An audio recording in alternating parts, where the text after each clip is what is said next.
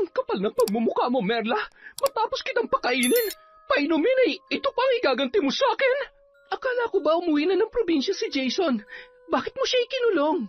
Walang ibang dapat sisihin kundi si Vivian.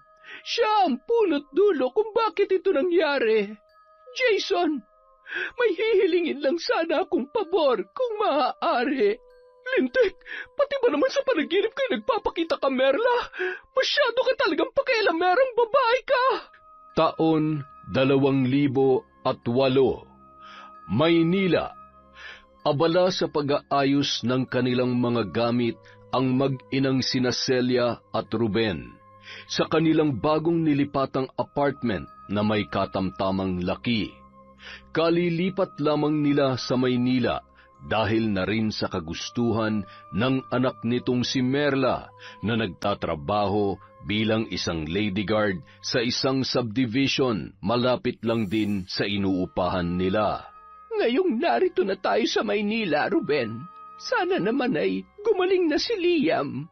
Kaya nga po tayo kinuha ni Ate Merla sa probinsya, di ba? Para maipagamot na siya dito na maayos, Nay. Ay, hindi naman sa sinisisi ko si Liam sa pagkakaroon niya ng sakit sa puso. Pero bakit kasi hindi nagsusustento yung kanyang ama? Malaking halaga pa naman ang kinakailangan para maoperahan ang bata. Aba, hindi man lamang inisip ng lalaking yon na sila lang naman dalawa ni Merla ang nagsalo sa sarap sa paggawa nitong apo ko. Tapos eto, at si Merla lang ang nagpapakahirap para matustusan ang mga pangangailangan nitong si Liam. Alam nyo namang irresponsable yung lalaking yun. Hinahanapan nyo pa ng sustento. Imposible na po magbigay yun. Panganay na anak ni Nanay Celia si Merla. Nang mabuntis ng nobyo ay ipinakilala naman sa kanya ang lalaki. Unang kita pa lang ni Nanay Celia sa nobyo ng anak ay hindi niya na ito nagustuhan. Dahil normal na kay Nanay Celia ang magbunganga, nakatikim ang lalaki ng kanyang mga pangaral. Hindi nagustuhan ng lalaki ang una nilang pagkikita. Anito kay Merla ay hindi niya matatagalan ang pagiging istrikta at ang pagiging mabunganga ni Nanay Celia. Sinikap naman ni Merla na ipaintindi sa nobyo ang ugali ng ina at kinumbinsi pa niya na magtiis na lang muna para sa magiging anak nila. Pasasaan ba at makakabukod din naman sila pagdating ng araw. Akala ni Merla nagkaintindihan na sila ng kanyang nobyo. Ngunit bigla na lamang itong hindi nagpakita sa kanya at tuluyan ng naglaho ng walang pasabi. Kahit sobrang nasasaktan sa ginawa ng lalaki, ipinagpatuloy ni Merla ang buhay, hanggang sa siya ay manganak na. Ngunit tila pinagsakluban siya ng langit at lupa nang malamang may sakit sa puso ang kanyang anak na si Liam. Para matustusan ang mga gamot ng kanyang anak, nagdesisyon siya na magtrabaho sa Maynila bilang gwardya ng isang subdivision, at nang makaluwag-luwag ay kinuha niya na ang kanyang kapatid at ina, pati na rin si Liam para maipagamot ng maayos. Huwag na nga nating pag-usapan ng lalaking yon. Naiinis lamang ako. Hayaan nyo, Nay. Oras na makapagtapos ako ng pag-aaral at makapasok na magandang trabaho, ako na magtataguyod sa inyo. Sinabi mo yan, ha? Huwag ka muna mag-asawa at makukurot kitang bata ka. Ay, teka, nasa na nga pala si Liam? Hi po, Lola. Nandito po ako sa taas ng hagdan. Nako, ikaw talagang bata ka. Bumaba ka na nga riyan at baka mapagod ka sa pag-akyat paba mo. Alam mo namang masama sa iyo ang napapagod, apo ko. Strong naman po ako, Lola. Hayaan niyo na po muna ako mag-play. Walang tigil sa pag-akyat at sa pagbaba ng hagdan si Liam. Nakikipaglaro siya sa kanyang sarili at aliw na aliw sa kanyang ginagawa. Kahit anong gawing pagsaway ni Nanay Celia ay tinatawanan lamang yon ng bata. Tingnan mo nga yung pamangkin mo. Mukhang namana sa ama niya ang pagiging matigas ang ulo. Kayo naman, Nay. Ganyan talaga ang mga bata. Likas na makukulit. Liam, apo, bumaba ka na riyan at ipaghahanda na kita ng merienda. Lola, Tito, hindi po ako makahinga. Biglang napabalikwas ng tayo si Nanay Celia mula sa pagkakasalampak sa sahig para daluhan ang kanyang apo. Ruben, kunin mo yung gamot ng bata sa kabinet. Magmadali ka. Opo, Nay. Ikaw naman kasi, hindi ka nakikinig kay Lola. Galit po ba sa akin si Lola? Hindi, Apo. Hindi ako galit. Nag-aalala lamang si Lola. Mas tumindi pa ang pag-aalala ni Nanay Celia nang makita na namumutla na ang kanyang apo. Ruben, ano ba? Bilisan mo naman! Nagmamadali namang sumugod si Ruben sa kanila. Akay-akay ni Nanay Celia ang kanyang apo. Mabilis namang pinainom ni Ruben ang bata ng gamot nito at dahan-dahang pinaypayan para makasagap ng hangin. Biglang bumukas ang pinto at iniluwa noon si Merla. Kagagaling lang nito mula sa kanyang trabaho. Nay, ano nangyari sa anak ko? Inatake si Liam, ate. Ano? Diyos ko, anong dahilan? Bakit siya inatake? Ang kulit kasi, akyat panaog sa hagdan, hindi nakikinig kay nanay na kanina pa sinasaway. Anak, nandito na si Mama. Kumusta ang pakiramdam mo, ha? Namumungay ang mga mata ng bata na nakatingin sa kanyang ina. Kahit mukhang pagod na pagod, nagpakawala pa rin yon ng pilit ng ngiti, sabay sa dahan-dahang paghawak sa mukha ni Merla. Labis naman ang pag-alala ng babae para sa kanyang anak, na malisbis ang kanyang mga luha habang hinahalikan ang kamay ni Liam. Kung kaya ko lang sanang kunin niyang nararamdaman mo, anak. Matagal ka na sanang nakalaya sa karamdaman mong yan. Pero, lalaban tayo, Liam. At sigurado kong makakaya natin ang lahat ng pagsubok sa tulong ni Papa God, di ba? Tumango na lamang si Liam bilang tugon sa kanyang lumuluhang ina. Ate, ngayong nandito na kami sa Maynila, ano nang balak mo? Plano ko sanang dalhin si Liam sa Philippine Heart Center, kaso kulang pa ang perang naipon ko para mapatingnan siya doon eh. Pasasaan ba't makukumpleto rin ang perang para dyan, anak? Maghintay lamang tayo ng kaunti pang panahon. Pagbubutihin ko po ang trabaho ko, Nay, para makapag-ipon pa tayo ng sapat na halaga. Mama, I love you po. Kayo rin po, Lola at Tito, mahal ko po kayo. Salamat sa pag-love niyo po sa akin, ha? Walang nagawa ang tatlo kundi yakapin na lamang si Liam. Sadyang malambing ang bata, matalino at mapagmahal. Mahal na mahal ka rin ni Mama. Gagawin kong lahat para mapabuti ang kalagayan mo, anak. Kinabukasan, habang nag-aalmusal, kinausap ni Merla ang kanyang ina. Nag-aalala po talaga ako sa kalagayan ng anak ko, Nay. Hindi ko naman alam kung kailan ako makakaipon para mapatingnan siya dun sa heart center. Kung humingi ka kaya ng tulong sa ama niya, di ba nabanggit mo sa akin dati na dito rin sa Maynila nagtatrabaho yung mokong na yon? Opo, Nay. Balita ko nga maganda raw po ang kanyang trabaho. Ano pang hinihintay mo? Tawagan mo na siya para makatulong siya sa iyo. Ayoko po, Nay.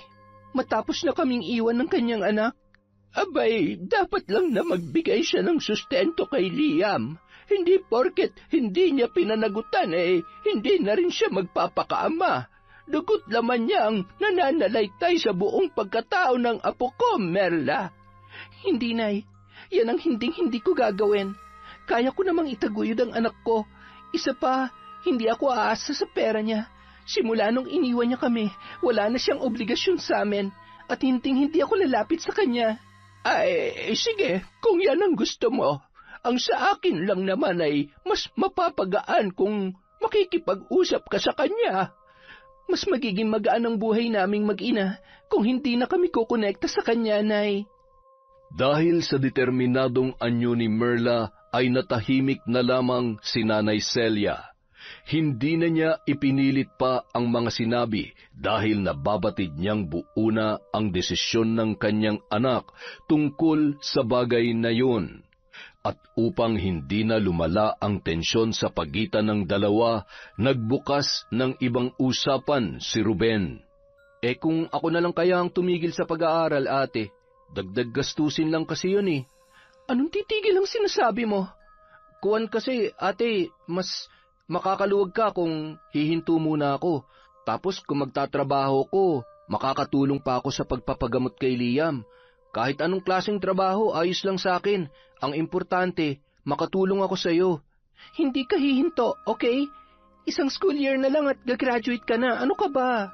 Pero kasi, ate, wala nang pero-pero. Ginagawa kong lahat na makakaya ko para sa inyong tatlo. Alam kong lagi tayong papanigan ng Panginoon, Ruben. Magtiwala ka lang. Samantala, sa loob ng subdivision, makikita ang pagwawala ni Vivian, ang babaeng naging kaibigan ni Merla. Malapit lang ang bahay nito sa guardhouse kung saan nakapwesto si Merla. Lumayas ka sa pamamahay ko! Walang kwenta! Ay, ma'am, tama na po! Aray ko po, tama na! Di ba sinabi ko naman sa'yong ayusin mong trabaho mo? Bakit pa ang tanga-tanga mong babae ka, ha? Pasensya na po kayo. Hindi ko po kasi kayo narinig nang tawagin niyo po ako. Sumasagot ka pa! Anong gusto mong palabasin? Na ako may kasalanan? Ganon? Halika nga rito! Marahas na hinila ni Vivian ang buhok ng kanyang kasambahay at inginudngod yun sa semento. Umiiyak lang ang babae habang nagmamakaawa sa kanyang amo. Wala siyang kalaban-laban dito dahil sa maimpluwensya yun. Hindi pa nakontento at pinagsasampal pa niya ang kanyang kasambahay. Lumayas ka! Layas! Kailangan ko po ng sahod ko, ma'am. 3 buwan yun ang hindi binibigay yung pirang pinagtatrabahuhan ko sa inyo. Sahod? Hoy, wala kang mahihita sa akin. Lumayas ka na! Pinagtulakan ni Vivian ang umiiyak na kasambahay papalabas ng gate. Sunod niyang binalibag ang mga gamit nito, kaya nagkalat yon sa kalsada. Isa-isang pinulot ng babae ang kanyang mga gamit. Bago siya tuluyang lumayo, ay nag-iwan pa siya ng matalim na tingin kay Vivian. May araw ka rin, Ma'am Vivian.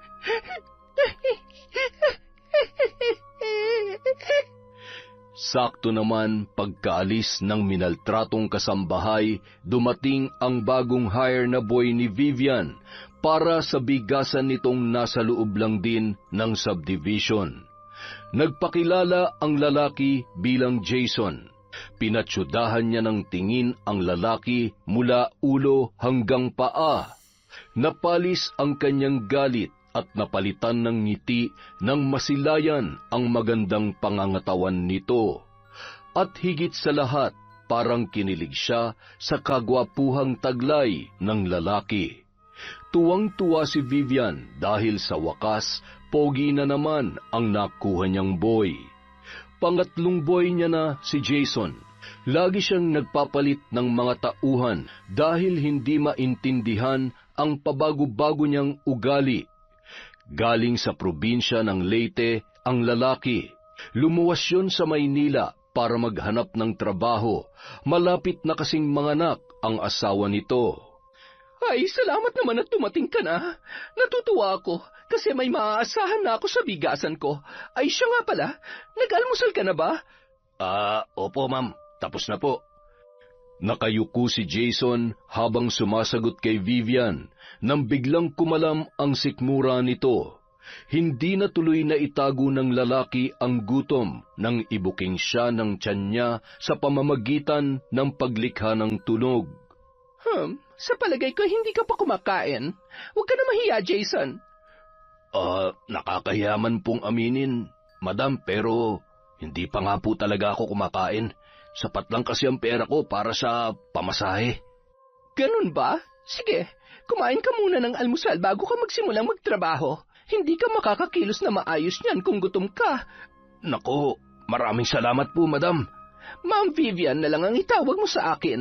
Yan din naman ang nakasanayan ko sa mga dati kong boy. Sige po, Ma'am Vivian. Matapos makapag-almusal, dinala ni Vivian si Jason sa tutuluyan nitong silid. Jason, ito ang magiging kwarto mo. Malinis na yan. Maraming salamat po, Ma'am Vivian. Sige na, ilagay mo muna mga gamit mo dyan at bubuksan na natin ang bigasan. Naging abala si Jason nung araw na yon. Kahit pagod sa trabaho, masaya naman siya na mabait ang kanyang amo. Lumipas ang 1 linggo at maayos naman ang naging takbo ng kanyang pagtatrabaho. Jason, pansin ko lang na parang wala kang masyadong dalang damit, ano? Ilang piraso lang po kasi ang dinala ko, Ma'am Vivian. Heto, ibinili kita ng mga bagong damit. Alam ko namang malinis ka sa katawan at malinis din naman ang mga damit mo. Kaya lamang ay pansin kong gabi-gabi ka naglalaba. Magiging pasmado ka niyan. Batak na batak sa pagod ang katawan mo tapos pag uwi mo ay diretso ka agad na nababasay ang mga kamay mo. Ay, naku, salamat po. Ikaltas nyo na lamang po sa sahod ko ang pambayad ko sa mga to, Ma'am Vivian. Ay, hindi na. Regalo ko na sa iyo yan. Nakikita ko kasing masipag ka naman. Maraming salamat po talaga. Naku, nakakahiya naman po. Ano bang hiya-hiya? Hindi ka na iba sa akin. Pamilya na ang turing ko sa iyo. Ano ka ba? Dahil sa sinabing yon ni Vivian, mas lalong natuwa si Jason. Pakiramdam niya ay tatagal siya sa trabaho dahil sa napakabait niyang amo. At maswerte din siya dahil si Vivian ang naging amo niya. Siya nga pala, di ba may asawa ka na? Opo. Sa katunayan nga po ay buntis siya ngayon. Kaya nga ako lumawas dito para makaipon para sa panganganak niya. Abay, kung ganun ay bawal ka na palang mahumaling sa iba, ha? Bawal na po talaga, ma'am. Isa pa, magiging tatay na ako kaya naman hindi ako gagawa ng mga bagay na ikasisira ng pamilya ko. Tama yan. Sa akin ka na lang mag-focus, Jason. Sa akin lang. Ano po yun, ma'am? Ha? Ang ibig kong sabihin ay, sa aking negosyo ka na lang mag-focus. Pagbutihin mo ang pagtatrabaho para may maipadala kang pera sa asawa mo, ha? Tumango at napangiti na lamang si Jason sa sinabing yon ni Vivian. Halata talagang may pagmamalasakit sa kanya ang kanyang amo. Dahil sa pag-iistima sa mga bumibili, hindi na niya nakita ang pagsingkit ng mga mata ng babae. Isang araw, nadatnan ni Vivian ang isang customer na bakla habang nakikipag-usap kay Jason. Pansin niya ang malalagkit na tinging ipinupukol ng bading na yon sa kanyang boy. Oras ng trabaho, nakikipagharutan ka, Jason? Aba, baka nakakalimutan mo, pinapasweldo ka lang dito. Nagulat naman ang lalaki sa ibinungad sa kanya ng kanyang amo. Naisip niyang baka may problema kaya mainit ang ulo nito. Bigla kasing nag-iba ang ugali noon na dati ay malumanay magsalita. Mabilis namang umalis ang bakla dahil sa sermon ni Vivian. Ma'am, pasensya na po. Hindi na po mauulit. Hindi na talaga dapat maulit dahil baka sisantehin kita. Kinagabihan, kinatok ni Vivian si Jason sa silid nito. Medyo nagulat pa ang lalaki pagkakita niya sa suot na manipis na bestida ng babae at bakat na bakat ang dibdib na walang bra. Ma'am Vivian, may kailangan po ba kayo? Gusto ko lang sanang mag-sorry. Pasensya ka na kung nasigawan kita kanina. Napahiya ka tuloy sa customer natin. Ayos lang po yun. Nagtanong lang kasi siya tapos nagkakwentuhan lang po kami saglit. Masyado talagang madaldal ang mga bakla, ano? Baka nagugutom ka. Kainin mo naman ako. Ano po yun? Ang ibig kong sabihin, kumain tayo. May niluto kasi ako. Baka gusto mo akong saluhan. Araw-araw, paiba-iba ng mood si Vivian. Naroong bigla na lamang itong magagalit sa tuwing may bumibili na magagandang babae, o di kaya ay nagdadabog kapag may nakakausap na bakla si Jason. Jason, takpan mo na lang kaya ng plastic ang mukha mo para hindi ka na matitigan ng mga malalandi. Si Ma'am naman, huwag kang tumawa, hindi ako nagbibiro. Di ba sa akin lang dapat ang atensyon mo? Bakit nakikipagharutan ka pa sa iba? Pasensya na po, Ma'am Vivian, pero hindi naman po ako nakikipagharutan. Ginagawa ko naman po na maayos ang trabaho ko. Ginagawa ng maayos? Tingnan mo nga yung mga sako ng bigas. Hindi na salansan ng mabuti. Magtrabaho ka kasi hindi yung karingking ka ng karingking sa iba. Akin na nga yung cellphone mo. Bawal ang cellphone sa oras ng trabaho. Naiintindihan mo? Napakamot na lamang ng ulo si Jason. Hindi naman siya umangal pa at iniabot na lang niya ang cellphone kay Vivian. Makalipas ang ilang sandali, lumapit si Vivian sa lalaki. Kasalukuyang nag-aayos yun ng mga sako na walang laman nang biglang dumukwang si Vivian sa kanyang harapan. Dahil sa suot nitong V-neck na t-shirt na medyo maluwag, nalantad sa kanyang paningin ang umbok ng dibdib ng among babae. Jason, pakikamot naman ang likod ko. Hindi ko kasi abot eh. Sige po. Tumalikod po kayo, ma'am. Ay, oo nga pala. Sa pagkamot ni Jason sa likod ni Vivian, naramdaman niya ang paghawak nito sa kanyang braso. Hinagod-hagod yun ng babae habang nakapikit. Nang mapansin ni Jason ang ginagawa ni Vivian, ay napaatras siya. Okay na po yan, ma'am. Ilalagay ko na lang muna tong mga sako sa bodega. Kaagad na umalis ang lalaki, bitbit ang mga sako dahil sa naiilang na siya. Nainis naman si Vivian dahil sa ginawa nito. Buisit, nakakawala ka ng gana, Jason. Matapos makapagsara ng bigasan, naisip ni Jason na maglakad-lakad hanggang sa napadako siya sa guardhouse. Nakita niyang nag-uusap ang isang lady guard at ang isang babae na sa tingin niya ay katulong base sa uniforme nito. Psst! Kuya, di ba ikaw yung bagong boy ni Ma'am Vivian? Ano nga palang pangalan mo? Oo. Ako si Jason. Pustahan tayo. Di ka magtatagal dyan sa amo mo. Ha? Bakit naman? Wala naman kasing tumatagal dyan eh. Masamang ugali niyan. Hindi ang bait kaya ni Ma'am Vivian. Anong mabait? Halimaw yan. Alam mo ba ang ginagawa niya sa mga boy at katulong niya?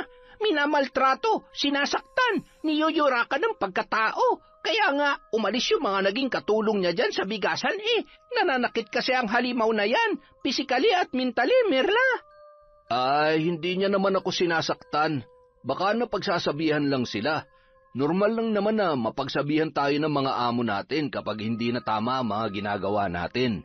Yun bang tipong naapektuhan na yung trabaho natin? Normal ba ka mo? Tingnan mo nga tong mga piklat sa kamay at braso ko. Siya may gawa niyan. Kaya nga ako umalis dyan dahil hindi ko na kaya ang mga pananakit niya. May saltik kasi ang babae na yan. Kung ako sa'yo, Jason, habang maaga pa, umalis ka na dyan bago mo danasin ang mga dinanas namin. Ikaw ha? Magtigil ka nga sa mga paratang mo. Baka maniwala si Jason sa'yo. Bakit? Totoo naman ang mga sinabi ko Alam mo, ang mabuti pa, umuwi ka na lang. Baka hinahanap ka na ng amo mo. Huwag ka magkalat ng chismis dito. Ang bait-bait ni Ma'am Vivian tapos sinisiraan mo. Ewan ko sa'yo, Mirla. Binabalaan ko lang naman itong si Jason. Diyan na nga kayo, che! Huwag mo nalang pansinin ang mga pinagsasasabi nun. Galit lang yata yun kay Ma'am Vivian dahil tinanggal siya sa trabaho. Siya nga pala. Ako nga pala si Merla. Bago umuwi ay nakipagkwentuhan muna si Jason sa lady guard. Pagdating niya sa kanyang quarter ay kaagad siyang hinarang ni Vivian. San ka galing? Nakipagkwentuhan lang po ako dun sa may guardhouse. Kanino? Dun sa lady guard po, si Merla. Bakit niyo nga po pala ako hinahanap, ma'am? Ipapaalam ko lang sana na naiwala kayong cellphone mo. Hindi ko na matandaan kung saan ko nailagay o baka nalaglag ko. Lagot na. Paano ko na makukontak ang asawa ko niyan? Pahihiramin na lamang kita kapag gusto mo siyang kausapin. Sa pagdaan ng mga araw, lalong naging mas possessive si Vivian kay Jason. May ngumiti at bumati lamang dito, parang nagliliyab na sa galit ang babae. Kinokontrol niya ang lahat ng mga ginagawa ng lalaki, maging ang makipag-usap sa mga customer ay ipinagbabawal niya kung hindi naman tungkol sa bigas ang kanilang pinag-uusapan. Ma'am Vivian, 1 linggo ko na po kasing hindi nakakausap ang asawa ko. Pwede ba akong makitawag gamit yung cellphone nyo? Kahit saglit lang po, baka kasi nag-aalala na sa akin yun. Pasensya ka na, Jason. Nasira ang cellphone ko.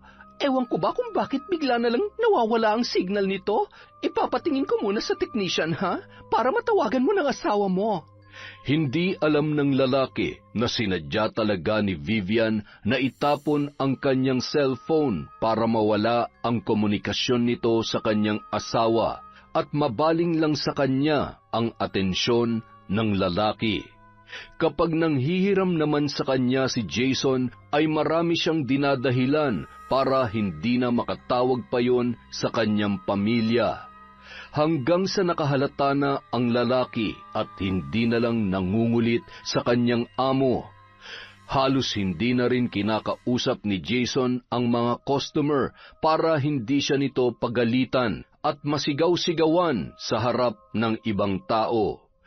Pero kapag sila lang dalawa ay nagpapakita ng paglalambing si Vivian sa kanya, at minsan pa nga napapansin niyang tila inaakit siya nito.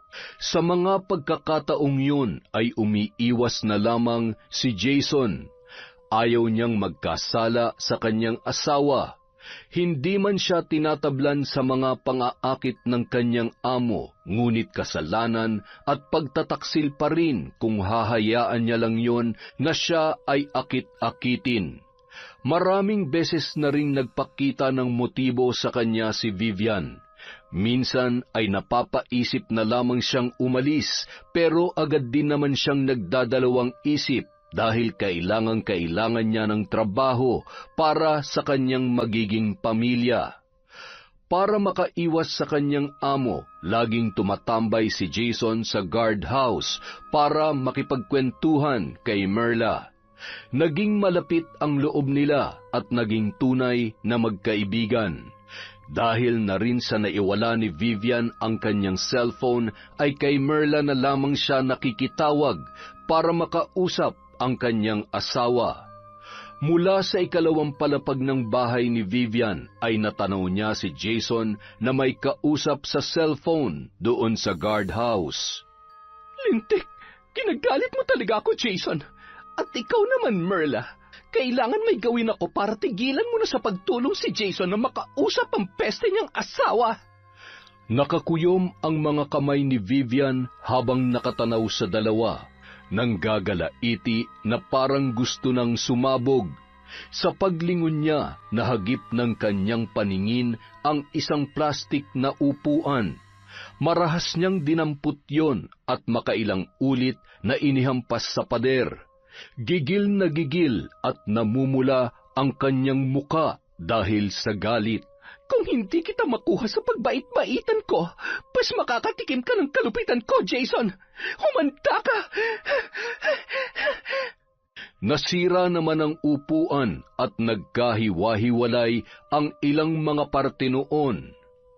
Samantala, masayang ibinaba ni Jason ang hawak niyang cellphone at ibinalik yon kay Merla. Salamat, Merla, ha? Nawawala talaga yung pagod ko kapag nakakausap ko si Mrs. Hindi sa pinagdadamot ko tong cellphone ko, ha, pero bakit hindi ka na lang kasi bumili ng bago para kahit anong oras makausap mo yung asawa mo? Sayang din kasi ang pere. Saka baka kumpiskahin na naman ni Ma'am Vivian. Nagtataka na nga ako sa biglaang paiba-iba ng ugali niya eh. Alam mo yung bigla siya magagalit, tapos bigla rin malambing naman. Lahat ng ginagawa ko, kailangan alam niya. nakakasakal na nga eh. Daig niya pang asawa ko sa pinapakita niya sa akin. Baka naman may problema lang. Alam mo naman ng mga negosyante, masyadong maraming iniisip. Hindi eh. Parang para bang may sakit yata sa pag-iisip yun eh. Ano nga bang tawag dun? Yung pabago-bago ang mood? Bipolar? Tingin mo ganun siya? Alam mo, matagal na akong gwardya dito sa subdivision. Mabait naman sa akin yang si Ma'am Vivian. Basta, may iba talaga sa kanya eh. May mga ginagawa siyang hindi ko nagugustuhan. Para bang may gusto siya sa akin? Yun siguro ang dahilan kung bakit ayaw niya akong ipakausap sa asawa ko. Gusto ko na ngang umalis at maghanap na lang ng ibang trabaho eh. Nakakainis na kasi siya eh. Sa pag-uwi ni Jason, nakangiting sinalubong siya ni Vivian. Dala ang mainit na sabaw ay inalok niya ang lalaking tikman ang kanyang niluto. Hindi naman tinanggihan ni Jason ang pagkain at nilantakan niya yon. Naubos niya sa paghigop ang sabaw nang biglang makaramdam ng pagkahilo. Biglang nanlabo ang kanyang paningin. Pakiramdam niya ay umiikot ang kanyang paligid. Nang sinipat niya si Vivian ay nakangisi naman yun. Halatang nagdidiwang sa matagumpay na binabalak. Hanggang sa tuluyan na ngang nandilim ang kanyang paningin. Ilang oras ding nawalan ng malay si Jason. Paggising niya, nakagapos na ang kanyang mga paa at kamay sa isang madilim na silid na tanging aandap-andap na ilaw lang ng flashlight ang tumatanaw ay naaninagan niya ang kanyang among si Vivian. Gising ka na pala, Jason. Mahal ko. Anong ginagawa mo sa akin? Ano pa nga ba, Eddie? Tinali kita para hindi ka na makawala pa. Ano ba? Pakawalan mo ko dito, Ma'am Vivian. Hindi. Ilang beses mo na akong tinanggihan, Jason. Alam mo may pagtingin ako sa'yo, pero bakit ka umiiwas? Bakit? Dahil ba sa lintik mong asawa? Pwes simula ngayon, akin ka lang. Wala nang ibang makikinabang sa'yo maliban sa akin. Dahan-dahang naglandas ang mga kamay ni Vivian sa matipunong katawan ni Jason. Inihilig niya ang kanyang ulo sa balikat nito, saka bumulong. Sabihin mo, mahal mo rin ako, hindi ba? Nahihibang ka na. Oo, hibang na hibang ako sa iyo, Jason. Alam mo bang gabi-gabi mo akong hindi pinapatulog? Tapos nilalapitan kita, nag-iinarte ka pa? Pakawalan mo ako dito. Sabing pakawalan mo ako dito eh. Pakakawalan naman talaga kita. Basta ipangako mo hindi mo ako iiwan. Na ako lang ang mamahalin mo habang buhay. Biglang tumigas ang anyo ni Jason. Hindi na siya nakipagtalo pa kay Vivian. Tumahimik na lamang siya habang nag-iisip ng paraan para makatakas. Lumabas naman ang babae sa kwartong yon at kinandado ang pintuan. Nanlulumo na sumalampak sa sahig ang lalaki. Nababatid niyang wala siyang malulusutan sa kwartong yon. Samantala, ugali na ni Nanay Celia na kumustahin ang trabaho ni Merla hanggang sa naikwento nito sa kanya ang tungkol kina Jason at Vivian. Paibay-ba nga daw kasi ng ugali kaya nagdududa si Jason na baka totoo ngang may sakit sa utak si Ma'am Vivian. Nahahalata daw ni Jason na may gusto rin sa kanya si Ma'am Vivian at nagiging possessive na yun sa kanya. Kung totoo ngang may depresya sa pag-iisip ang Vivian na yan, aba, dapat mag-ingat ka, anak. Baka mapag-initan ka kasi lagi kayong nag-uusap ni Jason. Baka kung anong gawin nun sa'yo dahil sa selos. Hindi naman siguro, Nay. Nakakasiguro ako na mabait si Ma'am Vivian. Napakaamo ng kanya mukha at malambing kung magsalita. Alam mo, anak, hindi mo naman makikita sa panlabas na kaanyuan kung ano talaga ang kayang gawin ng isang tao. Kagaya ko, mabunganga at istrikta, hindi naman mahahalatang may kakayahan ako sa pambabarang, hindi ba? Inay naman, Baka may makarinig sa inyo at kung ano pang isipin sa atin. Nung nalugmok ka dahil sa pangiiwan ng ama ni Liam, pinag-aralan ko kung papaano mambarang.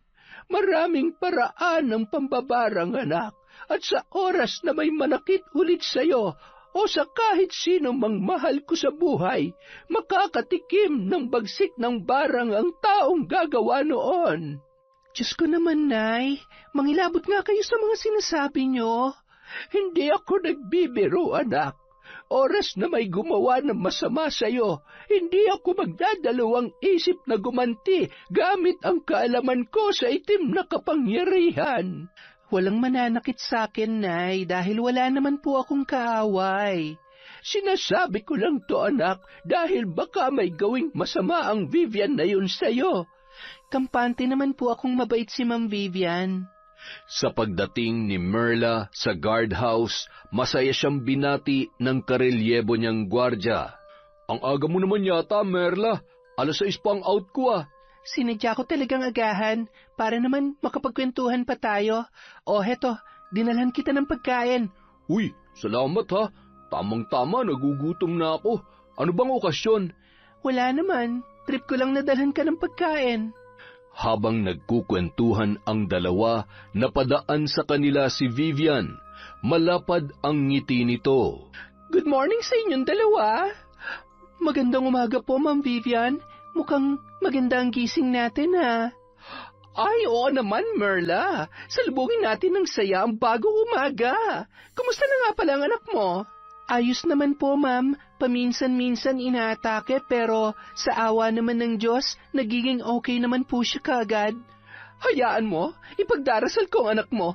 Heto, tanggapin mo ito, pandagdag para sa mga gamot niya. Ay, salamat po, Ma'am. Ay, sige, alis na muna ako. Masarap mag-exercise kapag ganito ang panahon. Tinanaw na lamang ni Merla ang papalayong si Vivian. Ang bait talaga ni Ma'am Vivian, no? Napakibit balikat na lamang ang kanyang kasamahan dahil hindi ito kumbinsido sa pagpapakitang tao ni Vivian. 8:00 na nang muling napadaan si Vivian sa pwesto ni Merla. Merla, gusto sana kitang imbitahin sa nalalapit kong birthday. Pumunta ka ha, para naman makapagkwentuhan din tayo. Naku, nakakahiya naman po, Ma'am Vivian. Anong nakakahiya? Magkaibigan naman tayo, di ba? Dahil sa pangungumbinsi ni Vivian ay hindi na nakatanggi pa si Merla. Kinabukasan, maagang nagising si Merla. Hinagkanhagkan niya ang kanyang anak at niyakap ng mahigpit. Mama, hindi ako makahinga. Sa pag-aakalang inaatake na naman ang bata, ay saglit siyang nataranta. Mama, hindi lang ako makahinga dahil sa higpit ng yakap mo. Akala ko naman kung napaano ka na, anak.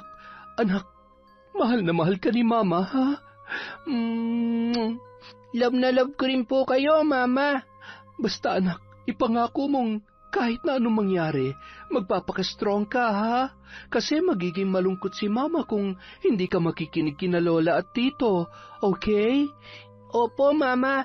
Promise po, hindi po ako magiging pasaway. Very good naman yan.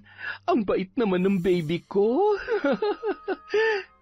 Matapos na makapaghanda para magpunta sa subdivision, kinausap ni Merla si Nanay Celia. Nay, kayo na munang bahala magtabi sa perang pampaopera ni Liam, ha?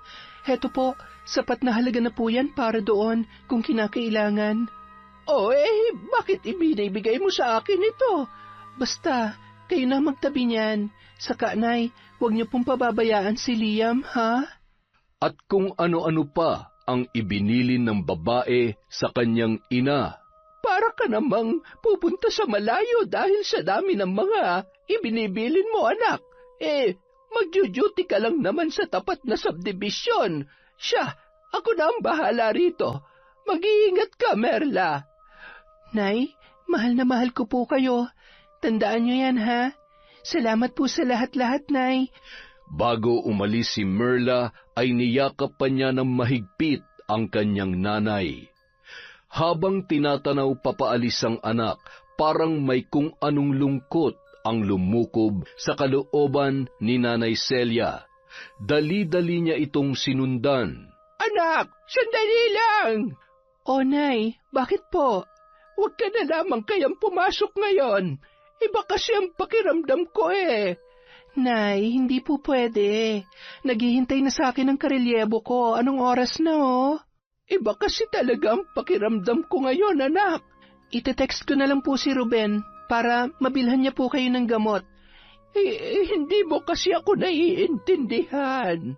Sige na po, Nay. Lalakad na ako. Baka mapagalitan ako ng boss ko oras na malaman niya na nahuli ako. Ay, sige. Mag-iingat ka. Mag-iingat ka. Kumaway na lamang si Merla sa kanyang ina bago tuluyang lumisan. Pagdating niya sa guardhouse, kaagad siyang sinalubong ni Vivian na kanina pa naghihintay sa kanya. Iniabot nito ang invitation card para sa kanyang kaarawan. Formal kitang iniimbitahan sa birthday party ko, Merla.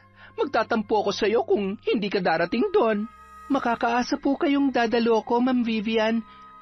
Siya nga pala, parang hindi ko na yata nakikita si Jason dyan sa bigasan niyo. Oo. Umuwi muna siya sa probinsya. Namimiss siguro niyang asawa niya. Hindi ko nga alam kung kailan babalik yun eh. Hindi naman na nagtaka pa si Merla dahil minsan nang nabanggit ng lalaki na baka umuwi na lamang siya sa kanila o di kaya ay maghahanap na lang ng ibang trabaho dahil sa pabago-bagong pakikitungo ni Vivian dito. Hihintayin kita sa party ko ha? Mamayang gabi na yon, Merla. Sige po, Ma'am Vivian. Ano ka ba? Mas matutuwa ako kapag Vivian na lang ang itatawag mo sa akin. Parang nakakahiya naman po kasi. Sige ka, magtatampo ko kung ipipilit mo pa yung pagtawag na ma'am sa akin. Sige, Vivian. Ayan, ang sarap sa tenga. O siya, mauna na ako't mukhang nakapila na ang mga suki ko. Maggagabi na nang tinawagan ni Merla si Nanay Celia para ipaalam na mahuhuli siya ng uwi dahil dadalo pa siya sa party ni Vivian. Maraming dumalo sa parting yon. Marami ring handa si Vivian. At kapag may party, paniguradong merong alak. Hindi na nakatanggi pa si Merla nang yayain siyang uminom ng babae. Hanggang sa sila na lang dalawa ang nag-iinuman dahil umuwi na ang ibang dumalo sa nasabing pagdiriwang. Alam mo, Merla, yung mga lalaki, pare-pareho lang ang mga yan, mga walang kwenta. Matapos nilang makuha ang lahat sa atin, parang baliwala na tayo sa kanila. Tama ka dyan, Vivian. Hindi naman natin sila kailangan para mabuhay eh. Kaya nating mabuhay nang wala sila. Hindi ba? Tama ka, pero iba ko eh. Bago ako sumuko, dapat nagawa ko ng lahat para ipaglaban ko ang pag-ibig ko. Isang cheers naman dyan para sa ating mga nasaktan at niloko pero lumalaban. Cheers! Marami pa silang napagkwentuhan hanggang sa unti-unti na silang nakatulog dahil sa kalasingan. Malalim na ang gabi nang magising si Merla. Nakaramdam siya ng pagkaihi. Pasuray-suray siyang nagtungo sa banyo. Pagkalabas niya roon, biglang nahagip ng kanyang pandinig ang mga kaluskos na nagmumula sa kung saan. Napatigil siya sa paghakbang nang makarinig siya ng parang boses ng lalaki. Humihingi yon ng tulong. Sinundan ni Merla ang pinanggagalingan ng tinig hanggang sa napunta siya sa labas ng silid, kung saan nakakulong si Jason. Samantala, malakas na inuumpog ni Jason ang nakagapos na mga kamay sa pinto. Nang hihina na rin siya dahil sa gutom. Ma'am Vivian, pakawalan mo ako rito. Buksan mo ang pinto. Saklolo, tulungan niyo ako. Paulit-ulit na nagsisisigaw ang lalaki. Nang maaninag ni Merla ang tila kumakalampag sa kabilang banda ng pinto, idinikit niya ng mariin ang kanyang tenga doon. at nakilala niya ang boses ni Jason na humihingi ng tulong. Biglang binayo ng kaba ang dibdib ni Merla. Bumalik siya sa sala kung saan nakatulog sila ni Vivian. Hindi niya alam kung ano ang gagawin at natatakot siya sa kung ano ang susunod na mangyayari. Sa biglang paggalaw ni Vivian ay napaiktad si Merla, ngunit nakita niyang nalaglag ang isang susi mula sa bulsa nito. Kahit kinakabahan, dahan-dahan niya yung kinuha. Saglit pa siyang napatigil sa paghinga nang biglang napaubo si Vivian. Nang masigurong tulog na tulog pa yon, halos patakbo siyang nagtungo sa labas ng silid na kinaroroonan ni Jason. Nanginginig ang kanyang mga kamay habang sinusuksok ang susi sa seradura. Kahit hindi sigurado kung yun ba ang tamang susi para doon, ay naglakas loob siyang subukan kung magbubukas yun o hindi. At sa pagklik ng susi, mabilis niyang itinulak ang pinto para buksan. At bumungad sa kanya ang puyat at pagod na kaanyuan ni Jason. Jason, Diyos ko, anong ginawa ni Vivian sa'yo? Ikinulong niya ako rito at hindi niya ako pinapakain. Gusto niyang siya lang ang maging mundo ko. Pakiusap, tulungan mo ako makalabas dito, Merla. Parang nawalan na ako ng sapat na lakas dahil sa gutom. Huwag ka mag-alala, makakauwi ka sa pamilya mo, Jason. Kailangan natin mag-ingat. May baril si Vivian. Kinalagan ni Merla ang mga kamay at paa ni Jason. Mabilis nilang tinalunton ang daan palabas sa bahay ni Vivian. Bago sila makalabas, kailangan muna nilang dumaan sa natutulog na babae dahil yun lang ang tanging daan para lubusan na silang makatakas. Ngunit sa hindi inaasahang pagkakataon, pagkilos ni Merla ay nasagi niya ang isang florera. Nalaglag yon sa sahig na naglikha ng malakas na ingay. Kinabahan silang dalawa dahil sa paggalaw ni Vivian. Ngunit saglit lamang yon dahil bumalik na yon sa pagtulog. Pinauna ni Merla si Jason hanggang sa dumako na sila sa pangunahing pintuan. Ubod ng ingat itong binuksan ni Jason habang si Merla naman ay nakamasid sa natutulog na si Vivian. Nang mabuksan nila ang pinto, mabilis na lumabas ang dalawa. Pilit na binubuksan ni Jason ang gate nang biglang may nagsalita sa kanilang likuran. Saan kayo pupunta? May hawak na baril si Vivian at nakatutok yon sa kanilang dalawa. Ang kapal naman ng pagmumukha mo, Merla. Matapos kitang pakainin, painumin, ito pang igaganti mo sa akin? Akala ko ba nakauwi na ng probinsya si Jason? Bakit mo siya ikinukulong? Wala ka na doon! Wala kang pakialam! Nagkamali ako ng pagkakakilala sa'yo. Akala ko mabait ka. May tinatago ka palang ugali na hindi ko gustuhin ni naman. Jason, bumalik ka na sa loob! Ano ko, baliw? Uuwi na ako sa amin. Sa ayaw at sa gusto mo. Ah, ganon ha? Ipinutok ni Vivian ang baril kay Jason. Tinamaan naman ng lalaki at bumulagta. Walang hiya ka! Mamamatay tao! Pagkatapos noon, itinutok naman ni Vivian ang baril kay Merla. At dahil dumaan naman sa training si Merla, ay hindi siya nagdalawang isip na sunggaban si Vivian para agawin ang baril mula rito. Nag-agawan silang dalawa, ngunit sadyang malakas si Vivian. Naitulak niya si Merla dahilan upang bumagsak yon. Subalit mabilis ang ginawang pagkilos ni Merla para makalapit mula kay Vivian. Muli niyang tinangka na agawin ng baril, ngunit nakalabit na yon ni Vivian at tumama ang bala sa kanyang katawan. Nasapo ni Merla ang dugoang dibdib. Ibig niyang sumugod pa, ngunit pinaputukan pa siya ni Vivian ng makailang beses. Bumulwak ang masaganang dugo mula sa ulo ni Merla dahil sa tama ng bala. May dugo ring tumulo sa gilid ng kanyang mga labi. Bumulagta ang babae. Kaagad na tumakas si Vivian nang mapansin ang paglalabasan ng mga kapitbahay. Nagkagulo ang buong subdivision nung mga oras na yun dahil sa nangyaring pamamaril sa dalawa. At walang ibang itinuturong salarin kundi si Vivian, ngunit hindi na ito mahagilap ng mga otoridad. Daplis lang ang natamo ni Jason samantalang napuruhan ng husto si Merla. Na-comatose ang babae at pagkalipas lamang ng ilang araw ay binawian na rin yon ng buhay. Sa ospital na rin nagkakilala sina Jason at Nanay Celia. Isang gabi, dumalaw si Jason sa burol ni Merla. Nasa kanya ang atensyon ng lahat ng mga taong naruroon, partikular na si Nanay Celia. Lumapit siya sa kabaong at nag-alay ng dasal. Nilapitan naman siya ng matanda. Nakikiramay ho ako.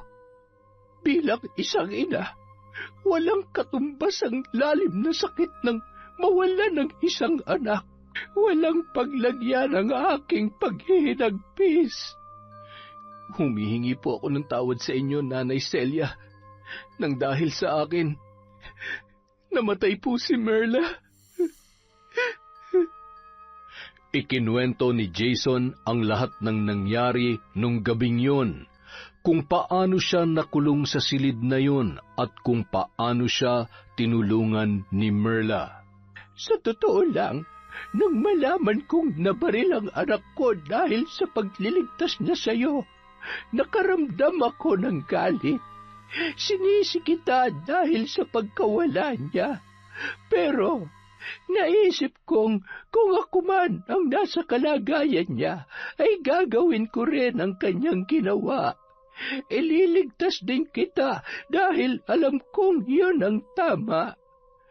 Walang araw na hindi ko sinisisi ang sarili ko. Napakabait po ni Merla sa akin. Simula nung nagkakilala kami, puro kabutihan na ang ipinakita niya. Hindi ko lubos akalain na hahantong sa ganito ang lahat. Walang ibang dapat sisihin kundi si Vivian. Siya ang punot dulo kung bakit nangyari ito. Jason, may hihilingin lang sana akong pabor kung maaari lamang. Matapos mailahad ni Nanay Celia ang kanyang pinupunto, ay tumango si Jason bilang pagsang-ayon. Samantala, napadpad sa isang probinsya si Vivian. Doon ay walang nakakakilala sa kanya. Nangupahan siya sa isang silid na may katamtamang laki. Nagpakilala siya bilang Verna sa may-ari ng inuupahan. Tito, malaya ako makakapagliw-aliw. Walang mga pulis ang hahanap sa akin. Sa wakas, natakasan ko na rin ang batas. Isang gabi, mahimbing na natutulog si Vivian nang dalawin siya ng ilang mga senaryo sa kanyang panaginip. Nakita niya ang mga naganap noong itinakas ni Merla si Jason.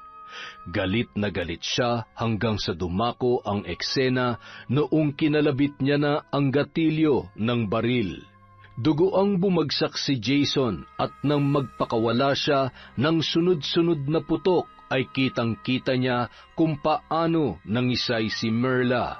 Maraming dugo ang nagkalat at sa isang iglap lang ay biglang bumangon si Merla. Mabilis ang kilos nitong dinakma ang kanyang leeg. Sinakal siya ng babae. Padiin ng padiin hanggang sa kapusin na siya ng hininga. Napabalikwas ng bangon si Vivian. Napaubo ng ilang ulit habang pinagpapawisan ng malagkit. Nang mapagtanto niyang panaginip lamang pala ang lahat, muli siyang bumalik sa pagkakatulog. At sa muli, napanaginipan na naman niya ang mga eksenang yon ng paulit-ulit. Lintik na yan! Pati ba naman sa panaginip ko ay nagpapakita ka, Merla? Masyado ka talagang pakialamerang babae ka! Samantala, maingat na kinakabisa ni Nanay Celia ang mga katagang siya lamang ang nakakaunawa.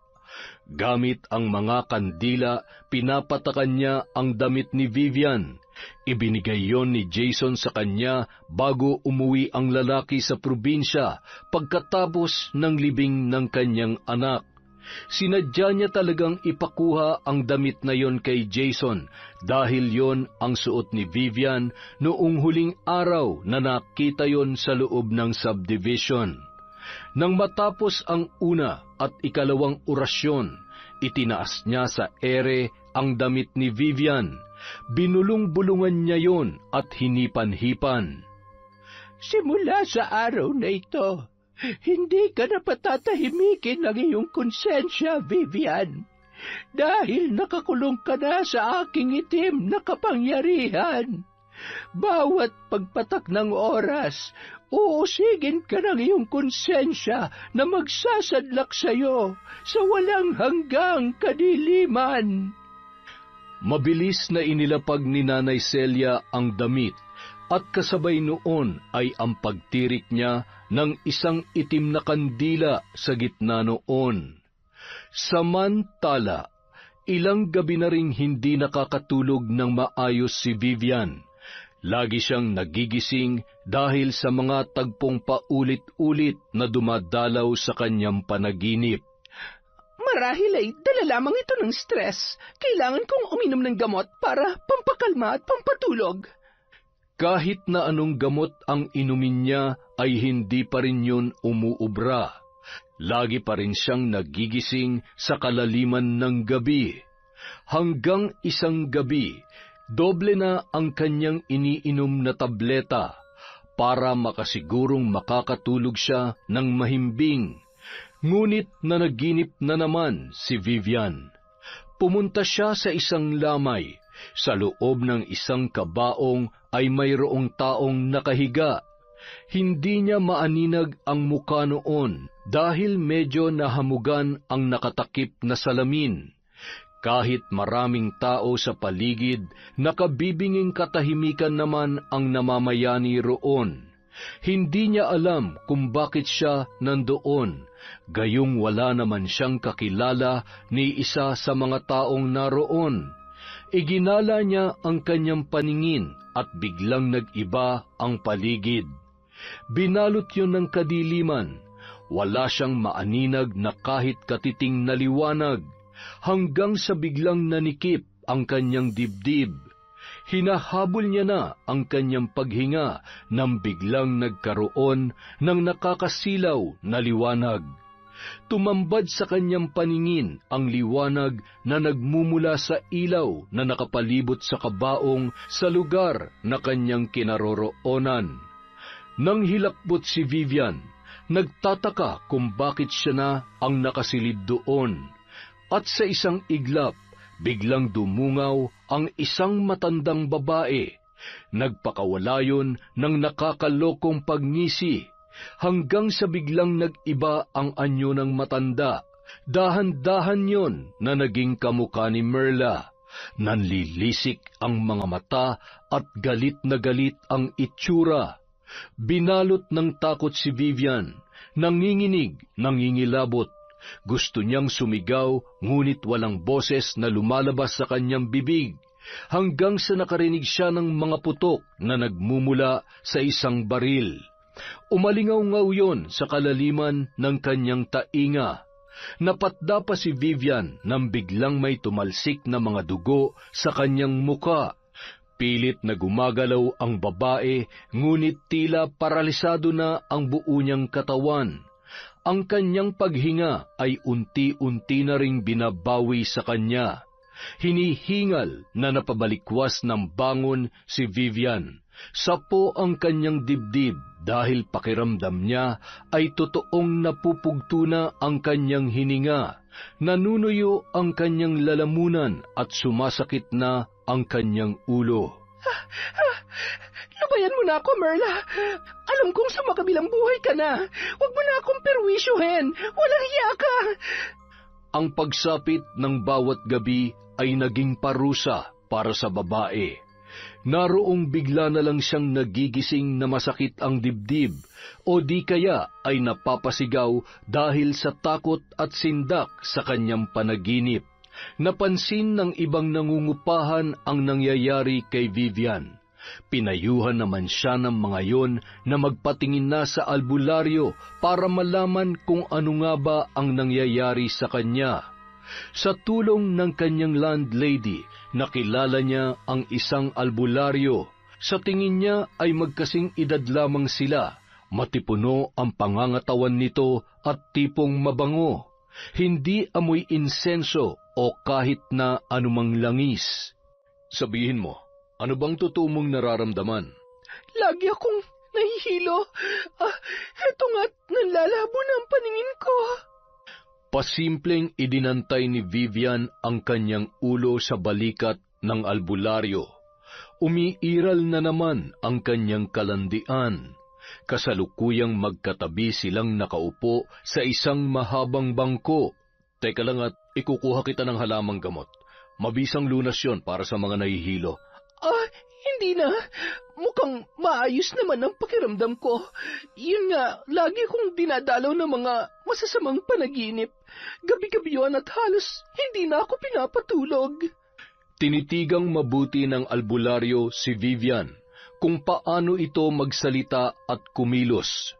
Nilandas ng kanyang paningin ang kabuuan ng babae. At nang mapadako ang kanyang mapanuring tingin sa magkabilang mata ni Vivian, ay nagkaroon agad siya ng konklusyon. Maaari ko bang matingnan ang iyong mga hindiliit sa magkabilang kamay? Aba, siyempre naman. Mabilis na ipinakita ni Vivian sa albularyo ang nais nitong tingnan. Barang, nakikita ko na binabarang ka. Ano? Anong barang? Ang barang ay isang sumpa na nagmumula sa kaliwang lihim na kapangyarihan. Pasensya ka na, pero hindi ko talaga maintindihan. Ginagawan ka na masama ng isang taong galit sa iyo sa pamamagitan ng pambabarang. Ito'y katulad lang din ng kulam, ngunit ang mambabarang ay gumagamit ng mga insekto o di kaya ilang mga piling kagamitan upang ipasok sa katawan ng biktima. Yun ang magsisilbing tutupok at papatay sa iyo. Kung ganon, may kung ano-ano ng mga insektong nasa loob ng katawan ko. Sa pagkakaalam ko ay wala pa. Nagsisimula pa lang ang mambabarang na pasakitan ka. Aba, hindi pwede yan. Kailangan may gawin kang lunas para sa sumpa ng mambabarang. Ayoko pa mamatay, ha? Ang kaya ko lang ibahagi sa iyo ay ang mga proteksyon upang hindi ka tablan sa kahit anumang uri ng barang.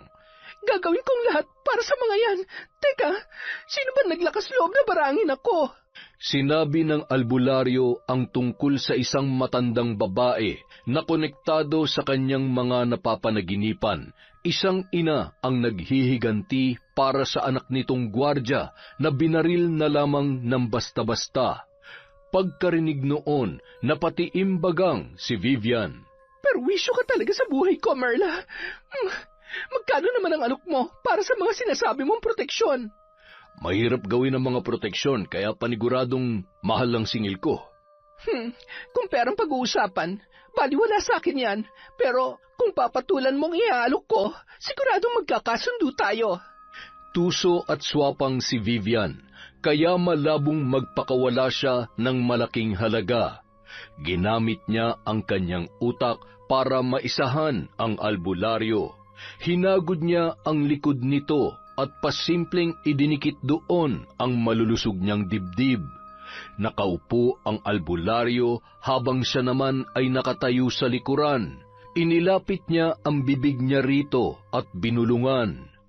Tila lumiwanag naman ang muka ng lalaki at sumilay ang ngiti sa kanyang mga labi. Tumingala yun sa kanya at kasabay noon ang paghahawak kamay nilang dalawa. Pumasok sa pribadong silid ang albularyo. Makalipas ang ilang oras, lumabas na si Vivian at masayang umuwi sa kanyang inuupahan. Tinanong siya ng kanyang landlady kung naging maayos ba ang pakikipag-usap niya sa albularyo. Binahagi niya naman dito kung ano ang inilahad noon sa kanya at tungkol sa proteksyon nitong libreng ipagkakaloob. Samantala, sa kabilang banda, Malungkot na nakaupo sa hagdanan si Liam. Liam, ayos lang bang baby namin na yan? Tito, kailan po ba uuwi si Mama? Bakit ang tagal niyang bumalik? Akala ko ba natutulog lang siya dun sa sementeryo? Bakit hindi pa siya umuuwi? Ganito kasi yon, Liam. Hindi mo pa masyadong naiintindihan ng lahat dahil bata ka pa. Pero alam kong naririnig ka ng mama mo ngayon. Ayaw niyang nalulungkot ka, di ba? Miss na miss ko na si Mama, Tito. Gusto ko na siyang makita at yakapin. Nandito naman si Tito at si Lola, di ba? Hindi ka namin pababayaan. Mama! Parang nadudurog ang puso ni Ruben habang yakap-yakap ang kanyang pamangkin. Walang kamalay-malay ang bata na hindi na babalik kailanman ang kanyang ina. Samantala, makalipas ang ilang araw ay bumalik si Vivian sa albularyo. Oh, ano? Handa na bang mga proteksyon ko? Oo naman, malakas ka sa akin eh. Very good. Pero may gusto pa akong gawin sa mambabarang para mapabagsak ko siya. Kailangan mo siyang pahinain nang sa ganon, madali ko siyang mapapatay. Kaya ko naman yung pinapagawa mo sa akin, pero panibagong bayad na naman yan. Oo naman. Halika na sa kwarto mo para makuha mo nang ibabayad ko sa'yo. Matapos ang mainit na tagpo sa pagitan ni Vivian at ng albularyo, binigyan siya nito ng isang kwintas na ang palawit ay baon ng nyog na hugis tatsulok. At para pahinain ang mambabarang ay binigyan naman siya nito ng isang maliit na boteng may lamang tubig. Babad daw yon sa mga orasyon, kaya talagang manghihina ang mambabarang kapag isinaboy ang tubig dito. Napahalakhak naman si Vivian dahil sa nararamdaman niya na ang kanyang tagumpay nang mapasakamay niya ang kanyang mga kailangan. Samantala, namumugto na ang mga mata ni Liam. Magdamag kasi siyang umiiyak at hinahanap si Merla. Lola, nasan na po ba si Mama? Nasa heaven na siya, Apo. Kailangan mong maintindihan na hindi na siya babalik. Huwag ka mag-alala. Nandito naman kami ni Tito Ruben mo. Heaven? Di ba si Papa Jesus nasa heaven din nakatira, Lola? Oo, magkasama na sila ni Mama Merla mo. Lagi ka nilang binabantayan. Sigurado ako doon. Lola, hindi ako makahinga. Saglit lang ha. Ikukuha muna kita ng tubig. Nagmamadali si Nanay Celia patungo sa kusina. Ngunit dumoble ang kanyang pagkataranta nang biglang sumigaw si Ruben. Nay! Nay, dalian nyo! Si Liam po! Napatakbo si Nanay Celia pabalik sa kinaroroonan ng kanyang apo. Nagulat siya nang makitang nangingisay si Liam at namumutla na rin ang buong muka. Tumawag ka ng ambulansya, Ruben! Dalian mo! Tulong! Tulungan niyo kami! Sakay sa humaharurot na ambulansya, walang pagsidlan ang takot at pag-aalala ni Nanay Celia para sa kanyang apo. Diyos ko! Alam kong nakagawa ako ng malaking kasalanan dahil sa paglabag ko sa mga utos mo, pero huwag niyo sanang hayaang mawala sa amin ang apo ko. Dugtungan niyo pa sana ang buhay niya. Nagmamakaawa ako sa inyo.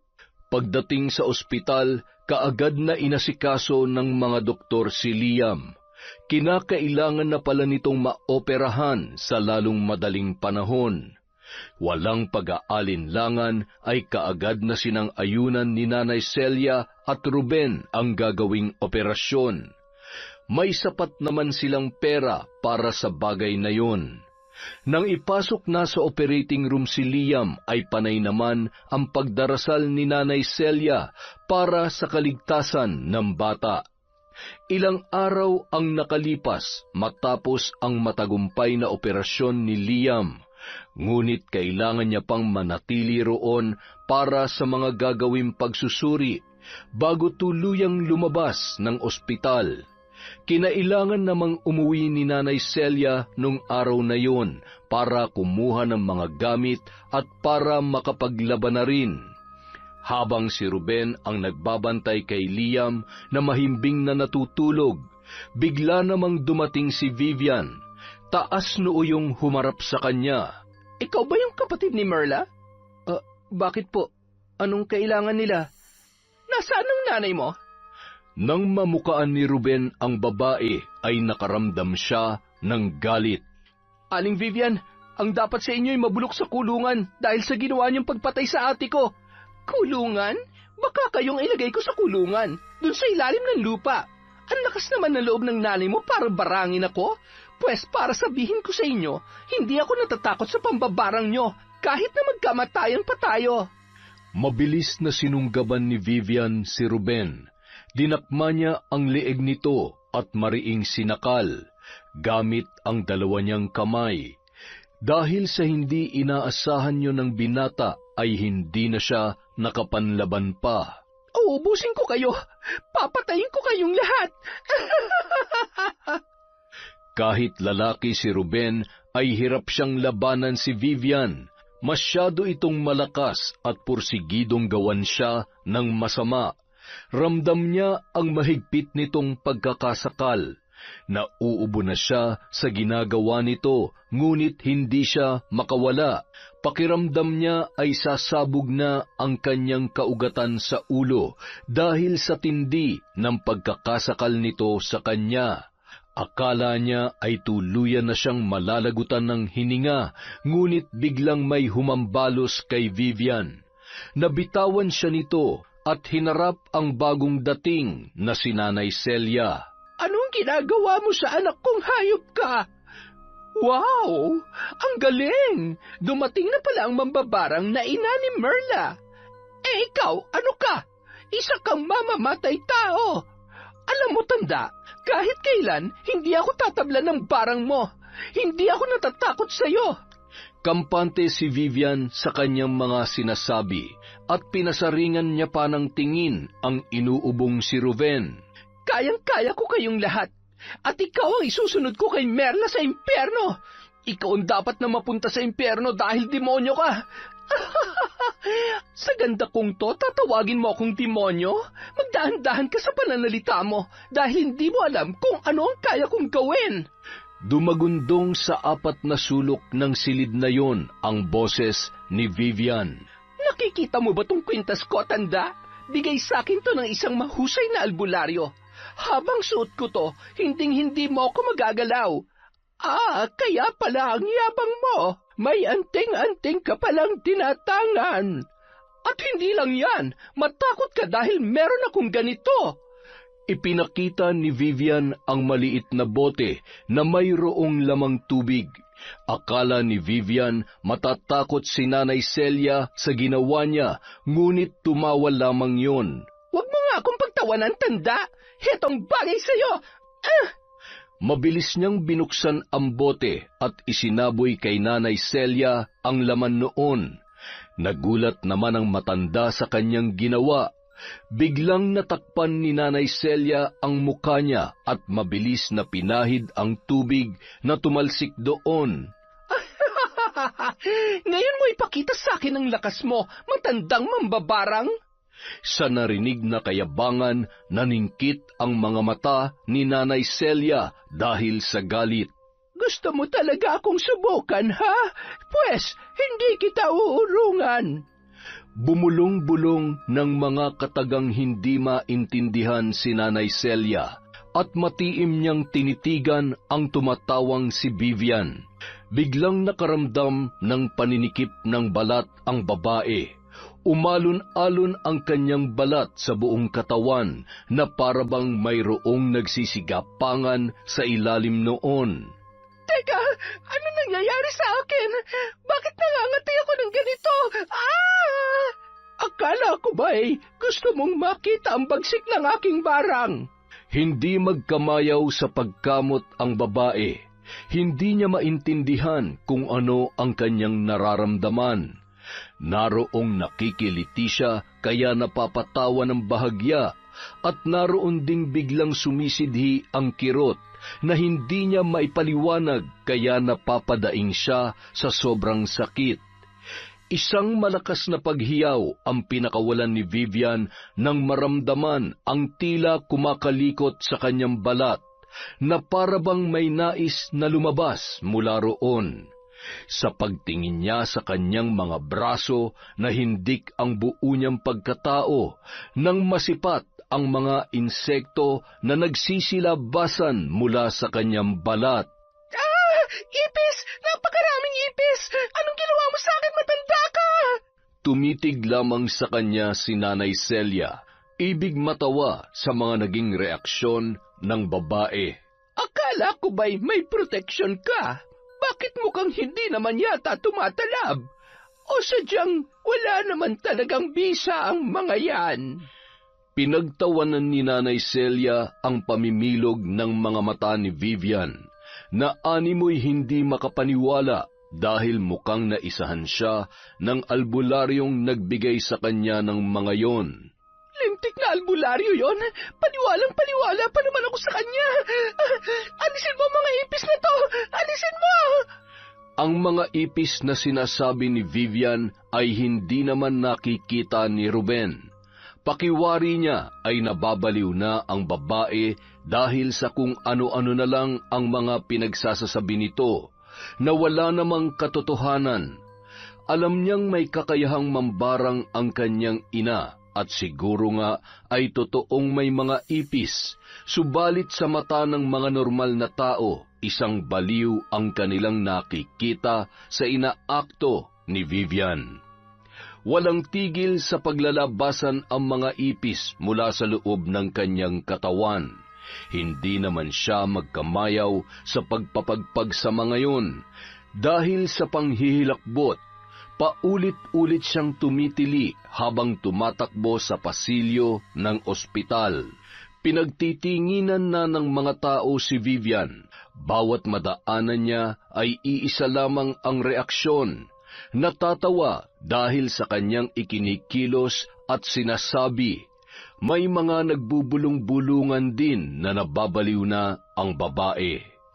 Sa pag-alis ni Vivian, naiwang tumatawa sina Nanay Celia at Ruben. Lola, Tito Ruben. Agad na dinaluhan ng mag-ina ang bagong gising na si Liam.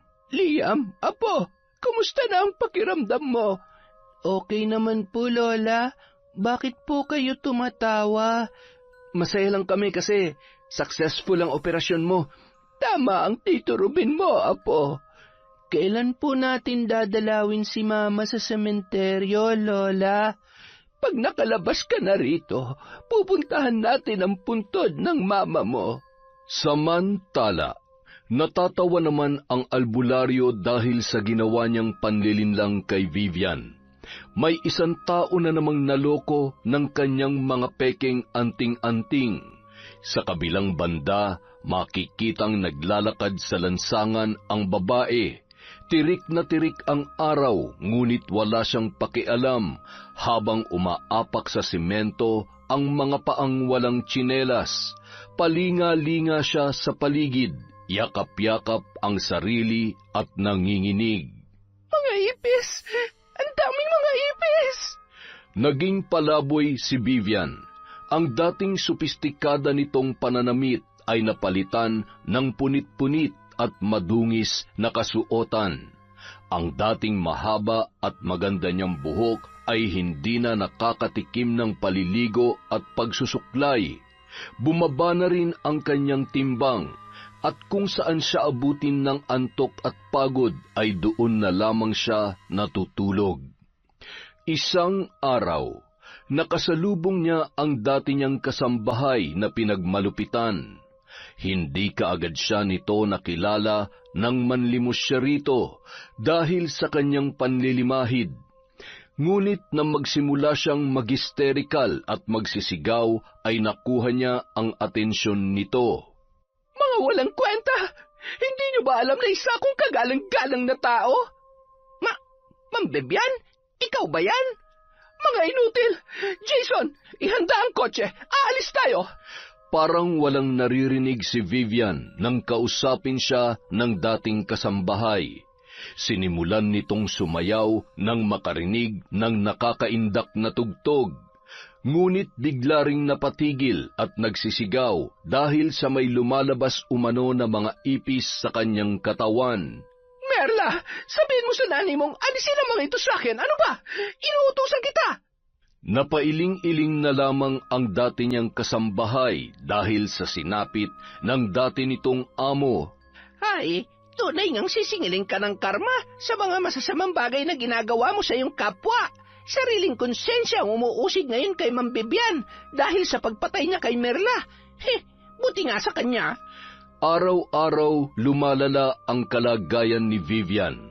Kung ano-ano na ang ginagawa niya sa kanyang sarili para mawala ang mga ipis na palagi niyang nakikita sa labas ng kanyang balat. Hanggang sa nakapulot siya ng isang kutsilyo. Ginamit niya yon para sugatan ang kanyang sarili. Kailangan niyang patayin ang mga ipis isa-isa sa pamamagitan ng paghiwa sa mga yun. Humahalakhak ang babae nang makita niyang tinatamaan niya ang mga ipis na nasa kanyang mga paa, at sa bawat pagtusok niya gamit ang kutsilyo ay pumupulandit ang sariwang dugo. Isang concerned citizen ang nakakita sa kanyang ginagawa. Mabilis namang inagaw ng lalaki ang kutsilyong hawak niya. Galit na galit siya sa ginawa ng lalaki. Akmang susugurin niya na sana yon para kagatin nang makitang katabi nito si Merla. Patay ka na! Pinatay na kita! Lubayan mo na ako, Merla! Nagsisisigaw siya habang tumatakbo papalayo. Hinihingal ngunit ayaw niyang abutan siya ni Merla na nakasunod sa kanya. Mabilis ang ginawa niyang pagtakbo hanggang sa nakakita siya ng isang bagong gawang gusali. Mataas ang gusaling yon na mayroong 5 palapag. Hindi pa natatapos ang kabuuan noon. Naisipan niyong akyatin ni Vivian hanggang sa makarating siya sa pinakatuktok na bahagi. Mahangin sa kanyang kinaroroonan, doon ay nakaramdam siya ng kapayapaan at napangiti. Alam kong hindi mo na ako masusundan dito, Merla. Dahan-dahan siyang sumuksok sa pinakasulok ng palapag na yon at nakatulog. Sa kanyang panaginip ay nakita niya na naman si Merla. Nakasuot yon ng puting bestida at nakatunghay sa kanya. Walang emosyon ang makikita sa mukha ng babae. Matinding galit ang naramdaman ni Vivian dahil doon. Gusto niya itong patayin ng paulit-ulit. Biglang mayroong lumitaw na baril sa harapan ni Vivian. Pilit niya yung inaabot, ngunit tila lumalayo mula sa kanya. Gigil na gigil ang babae na barilin si Merla, kaya tumayo siya mula sa sulok upang kunin ang nasabing baril. Ang hindi alam ni Vivian, ang tagpong kinukuha niya ang baril ay hindi na lamang basta panaginip, kundi totoong gumagalaw na siya. Wala namang baril sa realidad dahil likha lamang yon ng kanyang isipan. Mabilis siyang nagtungo sa gilid ng gusali at sa isang iglap lang ay biglang nawala ang sandatang kanyang kukunin. Nang sipatin niya ang ilalim, nakita niya ang mga taong nandoon, nakatingala sa kanya. Humahalakhak ang babae, sabay sumigaw. Ako si Vivian! Maganda ko at makapangyarihan! Kasabay ng malakas niyang pagsigaw ay ang pagtalon niya mula sa 5 palapag ng gusaling yon. Bumagsak si Vivian sa lupa, duguan, lasug-lasug ang katawan at wala ng buhay. Samantala, nagulat na lamang si Ruben nang mapanood mula sa telebisyon ang isang balita tungkol sa babaeng tumalon mula sa mataas na gusali at kinilala ang biktima na si Vivian. Nay, patay na po si Aling Vivian. Kayo po ba may kagagawa nun sa kanya? Ang barang niyo po bang umusig sa kanya? Hindi, anak. Oo, binarang ko siya sa pamamagitan ng mga ipis, pero itinigil ko na yon. Sa hindi inaasahang pagkakataon, nagkita si Nanay Celia at ang dating kasambahay ni Vivian. Nakilala niya yon nung nagpunta ang babae sa burol ni Merla. Naikwento nito sa kanya ang sinapit ni Vivian, kaya napagpasyahan niya na itigil ang pambabarang. Ayaw niya namang makapatay ng tao, sapat nang nabaliw ang naturang babae. Marahil ay hindi niya na nakayanan ang pag-uusig ng kanyang konsensya, kaya siya na ang mismong gumawa ng paraan para kitilin ang sarili niyang buhay. O baka dahil sa pagkabaliw ay hindi na niya matagalan pa ang kanyang nararanasan. Hindi natin alam kung ano ang totoong pangyayari sa likod ng kanyang pagkamatay. Pero ngayon, lubos na nating nakuha ang hustisya, Ruben. Hustisya para sa kapatid mong si Merla. Makalipas ang ilang araw na pamamalagi sa ospital, sa wakas naging malakas na rin ang kalusugan ni Liam. Liam, may good news ako sa'yo. Ano po yun, Tito? Sabi ng doktor, pwede ka na raw makalabas bukas. Talaga po, Tito? Yay! Salamat po, Papa God, sa pagpapagaling niyo sa akin. Tuwang-tuwa si Liam dahil sa wakas ay madadalaw na rin niya ang kanyang mama. Nag-alay ng mga puting rosas ang bata sa puntod ng kanyang ina. Lola, pag kinausap ko po ba si Mama, maririnig niya po ba ako? Oo naman, Apo. Sabihin mo lang ang gusto mong sabihin. Maririnig ka ng mama mo doon sa heaven. Mama, salamat po sa pagbabantay sa akin nung inoperahan po ako. Miss na miss ko na po kayo, Mama ko. Talaga, Apo? Binantayan ka ng mama mo? Opo, Lola. Nandun po si Mama. Sabi niya pa po sa akin, kailangan kong maging strong para sa inyo. Gusto ko na nga pong sumama sa kanya, kaso sabi niya, malulungkot daw kayo ni Tito pag iniwan ko kayo eh. Magpakabait daw po ako sa inyo at bantayan ko daw po kayo para sa kanya. Masaya na po si Mama sa heaven, Lola. Sabay na patingin sa malawak na kalangitan si Nanay Celia at si Ruben. Maaliwalas ang bughaw na langit at alam nilang mula roon ay pinagmamasdan sila ni Merla. Anak, mapapanatag na ako dahil alam kong masaya ka na dyan. Salamat sa lahat ng pagsasakripisyo mo para sa amin. Huwag ka mag-alala, ate. Hinding-hindi ko pababayaan si Nanay at si Liam. Matapos ang proseso ng gamutan ni Liam, nagpasya silang umuwi na lamang sa kanilang probinsya. Mas maayos kasi ang kapaligiran doon para sa kondisyon ni Liam. Tagumpay namang nakapagtapos ng pag-aaral si Ruben at doon na rin siya nakakuha ng trabaho. Siya na ang nagtaguyod sa kanyang ina at sa kanyang pamangkin. Balang araw, ikukwento niya sa pamangkin ang mga pangyayari sa likod ng pagkamatay ng kanyang mama at kung paano nila nakuha ang hustisya dahil sa ginawang paghihiganti ni Nanay Celia para kay Merla, ang binaril na gwardya. Yon! Abay, napakaganda na naman nun ah. Magandang araw po sa inyo, mga kaenteng. Maraming salamat po uli sa walang sawang pagsubaybay sa mga kwento natin. Maglilista lang po ulit tayo ng mga isa-shoutout natin sa ating susunod na video. Again, maraming salamat po sa pakikinig sa Kwentong Enteng.